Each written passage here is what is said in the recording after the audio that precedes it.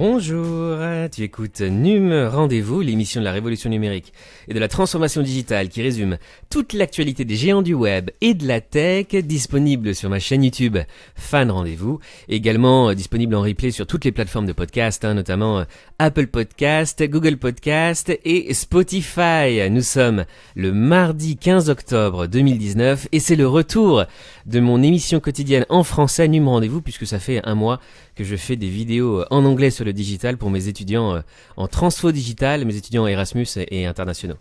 Donc j'espère que ça te plaira, le fait que NUM Rendez-vous revient en quotidienne du mardi au samedi en français, la news du jour. Disney+ dévoile son catalogue, voici l'intégralité des films, séries et documentaires disponibles à son lancement. Alors là, on parle du lancement américain qui va avoir lieu le 12 novembre. Dans 4 pays qui parlent anglais, les États-Unis, le Canada, la Nouvelle-Zélande et les Pays-Bas, qui a été le pays test où la bêta de Disney+ a été lancée, puisque les Néerlandais, les Hollandais parlent très très bien anglais. Alors il y aura plus de 1000 titres. 1000 titres seront disponibles dès son lancement. Alors à mon avis en France, on aura la moitié. On aura comme d'habitude soit la moitié, soit un tiers du catalogue. Mais pour information, je vais te mettre évidemment le lien vers cet article dans la description de cette vidéo sur YouTube et dans les commentaires. Tu as toujours tous les liens de tous les articles mentionnés dans mes vidéos. Alors tu auras tous les films Disney sur Disney+, évidemment, tous les grands classiques Disney. Tu auras aussi tous les films Marvel et tous les films Star Wars aussi, qui seront disponibles sur la plateforme dès son lancement. Tu auras aussi des séries et des documentaires. Dans les séries, il y aura notamment la série originale, la nouvelle création de Disney qui s'appelle The Mandalorian, basée sur l'univers de Boba Fett, le chasseur de primes. Il y aura apparemment aussi des êtres de la même race que Maître Yoda qui vont apparaître dans la série The Mandalorian avec plein de nouveaux personnages. Alors par contre, j'ai été surpris, il n'y aura pas toutes les séries du MCU. Toutes les séries Marvel ne seront pas disponibles dès novembre 2019 aux États-Unis. Alors nous en France, on va devoir attendre début 2020, premier trimestre 2020, pour pouvoir avoir accès à Disney+. Il y a plusieurs personnes qui ont fait des tests avec des VPN différents pour accéder depuis la France à Disney+, avec une adresse IP américaine. Eh bien ça ne fonctionne pas.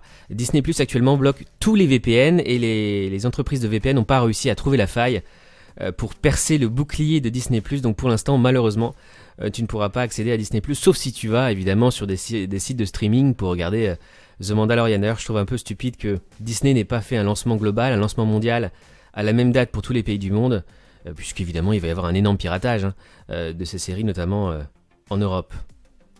Alors justement, les séries Marvel, quand est-ce qu'elles seront disponibles ? Eh bien, elles seront disponibles un peu plus tard. Le Faucon et le Soldat de l'Hiver, avec les acteurs des films Avengers, sortira en automne 2020 seulement sur Disney+. Loki, avec Tom Hiddleston, va sortir sur Disney+, au printemps 2021. L'autre série, WandaVision, va sortir au printemps 2021 également sur Disney+. Hawkeye va sortir à l'été 2021. Et puis de nouveaux personnages également. Ms. Marvel. Pas de sortie annoncée pour l'instant, pas de date de sortie. Moon Knight, alors j'adore Moon Knight, c'est un personnage Marvel extraordinaire qui a été en fait une sorte d'adaptation du Batman de DC Comics pour Marvel. Moon Knight, le chevalier de la lune. Mark Spector, c'est excellent, si tu ne connais pas, va lire les comics Moon Knight, c'est extraordinaire. Donc ça va aussi sortir sur Disney+.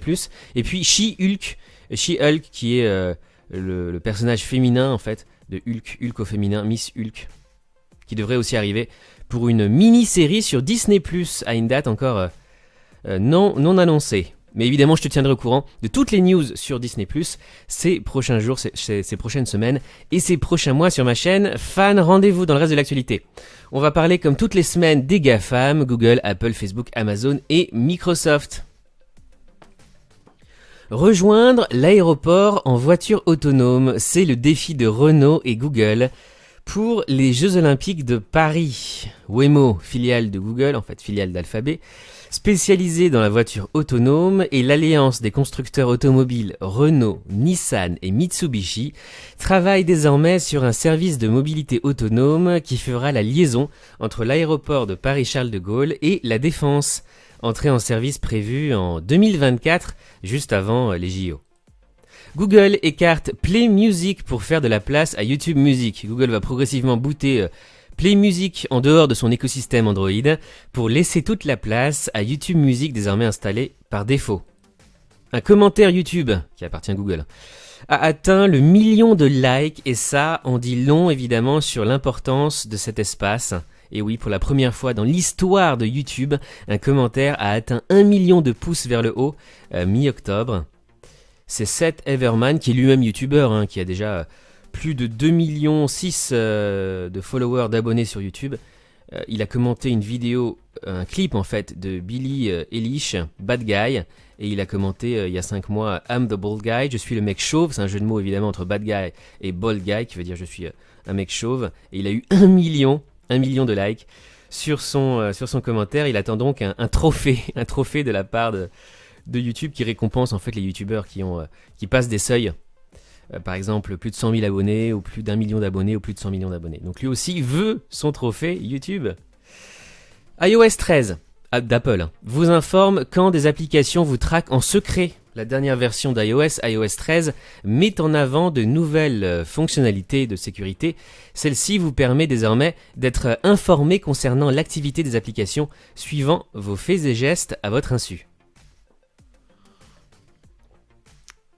Et en même temps, Apple transmet des adresses IP à Tencent, le groupe chinois, déjà pointé du doigt pour ses complaisances envers la censure chinoise, c'est le cas de le dire. De nouvelles informations accablent les prises de position d'Apple.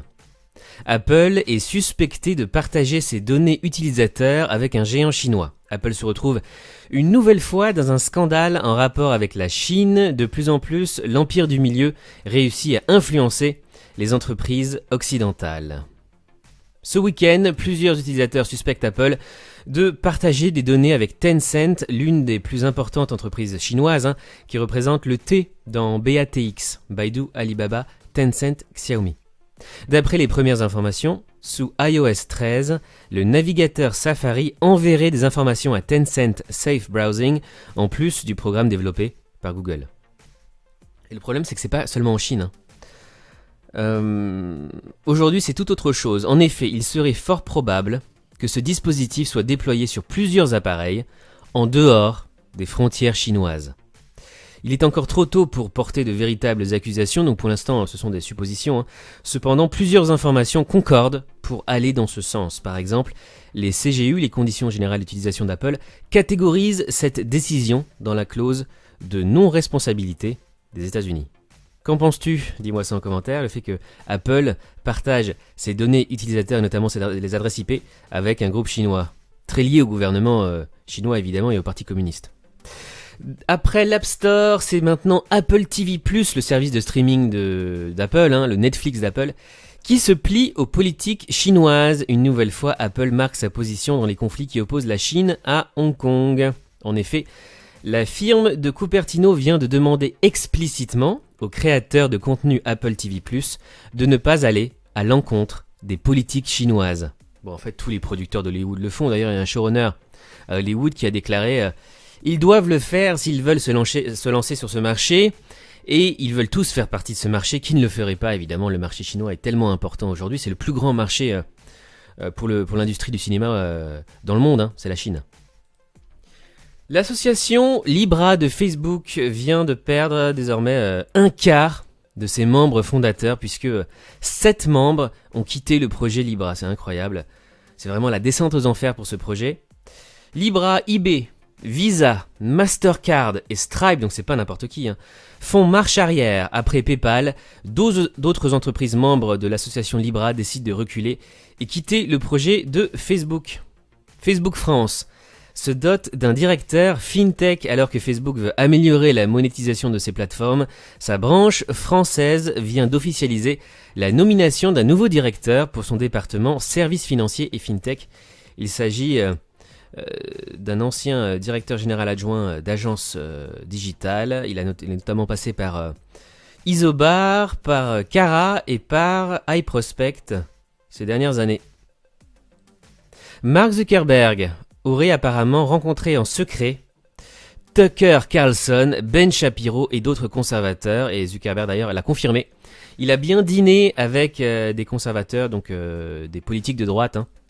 Et il se défend en disant que c'est pour apprendre, pour élargir son spectre d'idées. Il a répondu dans un tweet qu'il avait rencontré secrètement dans des dîners des conservateurs américains, puisque aujourd'hui Mark Zuckerberg et Facebook sont accusés de rouler pour Trump. Les démocrates américains accusent Facebook de rouler pour les conservateurs. Et les démocrates américains en fait se rebellent contre la politique de publicité de Facebook, puisque selon les démocrates, Facebook diffuse des publicités de désinformation, des fake news à travers ses publicités pour les républicains et pour Donald Trump. Microsoft lance des claviers avec un raccourci dédié aux emojis. Microsoft s'est décidé à commercialiser de nouveaux claviers dont la particularité est d'avoir des touches permettant de lancer directement Word ou Excel, mais aussi d'aller chercher plus vite des emojis.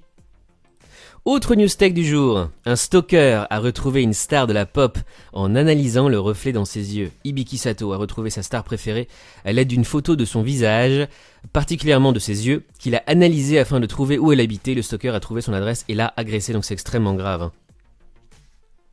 Donc si toi aussi tu postes du contenu sur les réseaux sociaux, notamment sur Facebook ou sur Instagram et sur YouTube évidemment, fais très attention et protège-toi. SoftBank, le groupe japonais, tente de prendre le contrôle de la start-up WeWork. La holding japonaise cherche à acquérir la majorité des parts de l'entreprise dans le cadre d'un montage financier. Pourquoi WeWork pourrait passer sous le contrôle de SoftBank? SoftBank chercherait actuellement à prendre le contrôle d'une plus importante partie encore du géant du coworking WeWork pour, entre autres, réduire l'influence de son cofondateur Adam Neumann. L'IA, l'intelligence artificielle, de LinkedIn ajoute automatiquement des descriptions aux images. L'un des efforts les plus prometteurs de LinkedIn est un outil qui ajoute automatiquement des descriptions textuelles alternatives, attribut alt, tellement important dans le référencement naturel, dans le SEO, suggérés pour les images téléchargées sur LinkedIn, qu'il réalise en utilisant la plateforme de services cognitifs de Microsoft et un ensemble de données uniques dérivées de LinkedIn, puisque LinkedIn appartient à Microsoft. Snapchat, les utilisateurs de Snapchat peuvent désormais partager directement leurs posts, des posts Reddit avec leurs amis. Ça ressemble à ça sur Snap. La SEC américaine bloque Gram, le projet de crypto-monnaie de Telegram. Il n'y a pas seulement que Facebook qui a des problèmes aussi avec les régulateurs américains pour sa crypto-monnaie. Le gendarme des marchés américains, la SEC, a décidé de stopper le lancement de Gram aux États-Unis. Il juge notamment que Telegram n'a pas assez informé les investisseurs sur sa situation financière et sur les risques encourus. C'est beaucoup trop disruptif actuellement les crypto-monnaies pour les États. Les cyberattaques ont augmenté de 25% cette année dans les grandes entreprises. Et d'ailleurs, en France, M6 échappe à une tentative de piratage qui menaçait la diffusion de ses programmes. Ça s'est passé ce week-end.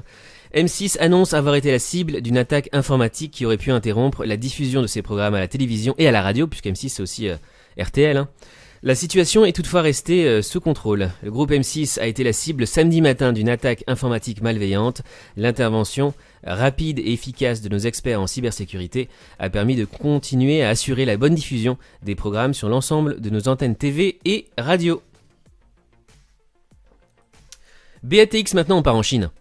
L'Allemagne ne va pas interdire les équipements 5G hardware de Huawei malgré les demandes des États-Unis. Une app à la gloire du président chinois Xi Jinping espionne ses utilisateurs, baptisée Étudie la grande nation, dont je vous ai déjà beaucoup parlé dans cette émission. L'app avait l'air inoffensive, elle permet en fait d'accéder aux messages, photos et contacts de ses utilisateurs. En plus j'ai failli la tester, j'ai failli l'installer, heureusement que je ne l'ai pas fait. Je me suis un peu méfié. Méga surprise, l'appli à la gloire du chef suprême serait en fait vérolée. Téléchargée par plus de 100 millions de Chinois, Étudie la grande nation est une app a priori inoffensive permettant de suivre toutes les actualités et vidéos du président Xi Jinping. Donc c'est une application de propagande. Et d'ailleurs les fonctionnaires chinois sont obligés de l'utiliser. Il y a un système de points d'ailleurs. D'après un rapport de la firme allemande de cybersécurité Cure53, la version Android permet de siphonner les données des utilisateurs et d'avoir accès via une backdoor aux messages, photos, contacts, agenda et historique de navigation des appareils sur laquelle elle est installée. Le Parti communiste chinois a ainsi accès aux données de plus de 100 millions de données d'utilisateurs. Et évidemment, cette surveillance quotidienne et généralisée des applications chinoises va croître à travers le monde. News France maintenant. Cédric O veut encadrer l'utilisation publique de la reconnaissance faciale en France. Et oui, puisque, comme je te l'ai dit dans mes précédentes émissions sur le digital, la France va obliger les citoyens français à utiliser la reconnaissance faciale pour accéder aux services publics en ligne. Quand ils utiliseront leur téléphone Android, ils seront obligés d'utiliser une application qui s'appelle Alicem, c'est ça, pour se loguer, pour se connecter au service public via la reconnaissance faciale. Il n'y aura pas d'autre choix, mais il y a actuellement des recours qui ont été déposés par la CNIL et la Quadrature du Net notamment. Le secrétaire d'État au numérique propose de créer une instance d'évaluation des projets de reconnaissance faciale en France, supervisée par la CNIL, afin de protéger l'État de lui-même, afin que l'État français ne devienne pas comme la Chine. OVH change de nom et passe au cloud computing. OVH a annoncé un changement de nom à l'occasion de son summit annuel, appelez-le désormais OVH Cloud, une façon de rappeler qu'OVH a bien évolué au-delà du simple hébergement de sites web. Linky, de nouvelles mesures des ondes prouvent que le compteur est sans danger.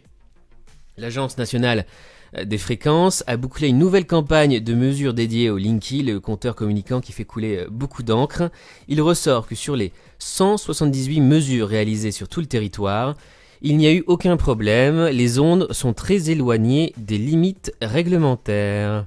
RSE, responsabilité sociale de l'entreprise, les marques en parlent trop sans en faire assez selon 60% des Français qui apparemment en ont marre du bullshit des entreprises sur le RSE.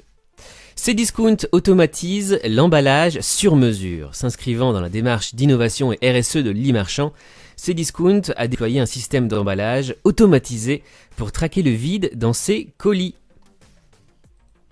La start-up Connect Things, qui était à la base une société française, lève 18,6 millions de dollars et devient Hero.